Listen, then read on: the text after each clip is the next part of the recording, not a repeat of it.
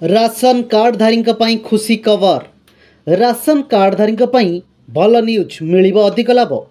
जदि आपण एक राशन कार्ड धारक तेबे यही खबर आपण विशेष हो पारे। पब्लिक वितरण सिस्टम 337 दुकान अच्छी जोठार 1,02,667 राशन कार्ड ग्राहक राशन पाती। खाद्य जोगाण विभाग वर्तमान समस्त कार्डधारी EKYC कार्य करने बाध्यतामूलक करिछि। नियम अनुसार जोगाण विभाग डीलर मानकु राशन कार्डधारी EKYC करिवार दायित्व दिया जाइछि।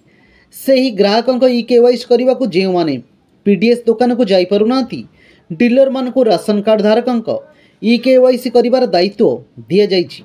राशन कार्ड रे पंजीकृत परिवार सदस्यों EKYC पई डीलर को आधार कार्ड, राशन कार्ड एवं सेमानक फिंगरप्रिंट्स मेसिन सहित मिलैबा को पड़िबो। POC मेसिन रे EKYC विकल्प डीलर मानकु प्रदान करा जायथिबा POC मेसिन गुडी करे EKYC रे विकल्प अछि, जा आधार रे डीलर माने ई कार्य करिबाकु समर्थ हेबे। जदि ग्राहक माने राशन पाई डीलर निकट को जानती तेबे सेमानकर EKYC सेठारे थिबा डीलर द्वारा करा जिवो। जदि असुस्थ, वृद्ध, गर्भवती किंबा परिवार दुकान रे पहुँचबार असमर्थ तेबे सेठाकु जिबाकु असमर्थ तेबे डीलर एक POS मेसिन साहाय्य ग्राहकों घर को जाई EKYC करिवे।